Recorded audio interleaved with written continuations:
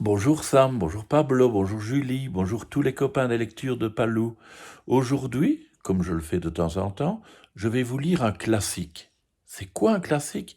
Eh bien, c'est une histoire qu'on raconte depuis très longtemps, que vos grands-parents ont raconté à vos parents, et que vos arrière-grands-parents ont peut-être déjà raconté à vos grands-parents. C'est l'histoire de Jack et le haricot magique.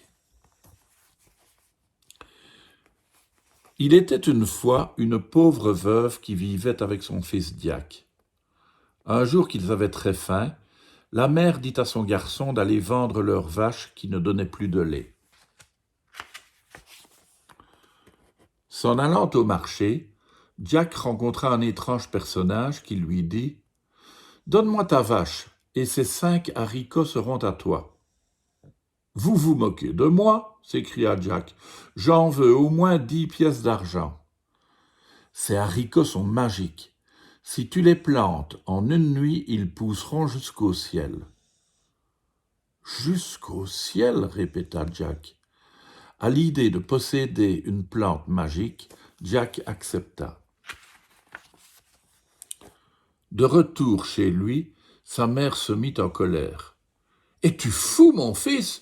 Comment as-tu pu échanger notre vache contre 5 petits haricots?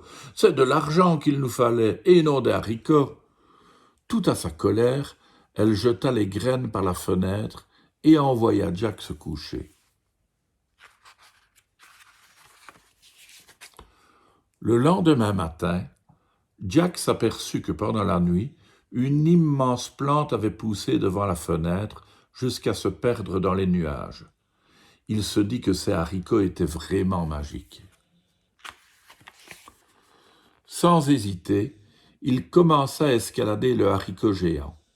De branche en branche, de feuille en feuille, il grimpa jusqu'au ciel. Tout en haut, il découvrit un château qui semblait flotter sur les nuages.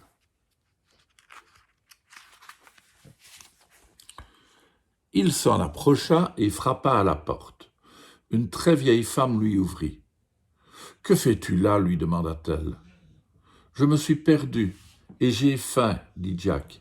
« Entre si tu veux, je te donnerai un peu de mon lait.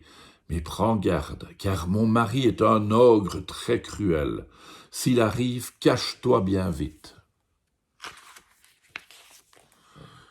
Jack venait à peine de finir son bol qu'il entendit la porte grincer et une grosse voix s'écrier « Ça sent la chair fraîche ici !» Jack se précipita dans le four pour s'y cacher.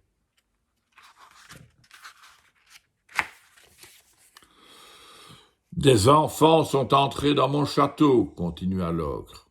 « Non, point, mon cher mari, vous croyez toujours sentir des enfants. Tenez, croquez plutôt ce bon gigot. » L'ogre se tut et dévora son repas avec appétit. Comme il était très riche et très avare, il compta ensuite ses pièces d'or. Puis, se sentant fatigué, il finit par s'endormir.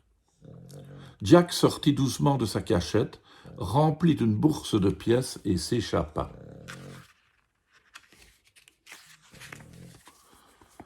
Il retourna au plus vite auprès de sa mère, qui s'inquiétait beaucoup, et lui dit « Ne pleure pas, regarde plutôt ce que je t'ai rapporté.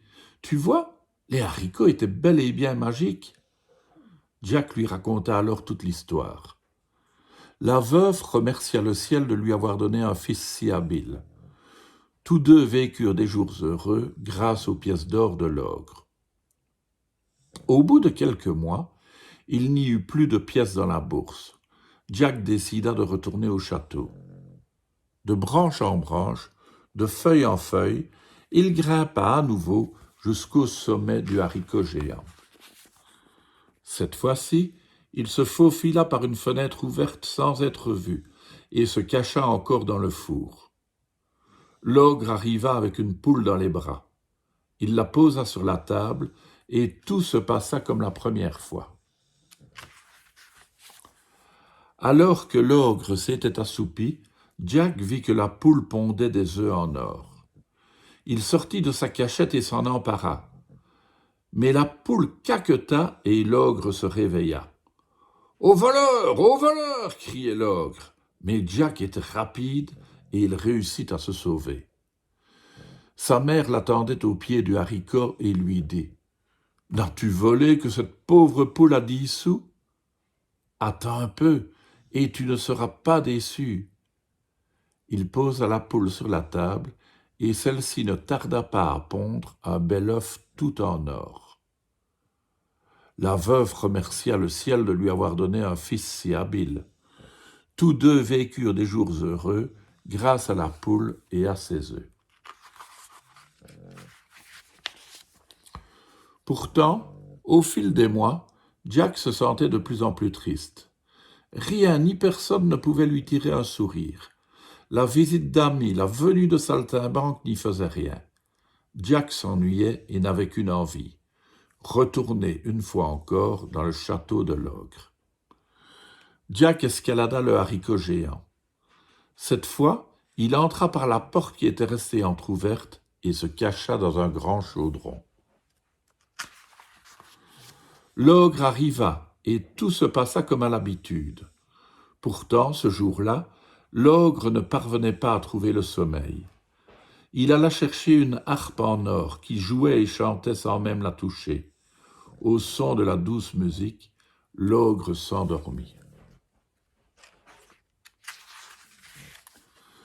Jack sortit de sa cachette sans bruit et déroba la harpe qui se mit à crier « Maître, mon bon maître, réveille-toi, voilà qu'on me vole !» L'ogre poursuivit l'enfant, mais Jack fut, une fois encore, le plus rapide. Il se précipita dans les branches du haricot géant et de feuille en feuille arriva jusqu'à terre. « Regarde ce que j'ai apporté !» cria-t-il à sa mère. Soudain, un bruit énorme se fit entendre. L'ogre, toujours à la poursuite de Jack, descendait le long de la tige. Jack s'empara d'une hache et abattit le haricot géant. La plante s'écroula et écrasa l'ogre dans sa chute. Désormais, Jack ne pouvait plus escalader la tige, mais il avait eu si peur qu'il n'en avait plus vraiment envie. Grâce aux œufs d'or et la harpe, sa mère et lui vécurent à jamais heureux. Très fort quand même, Jack, hein, et très malin surtout. À demain les enfants.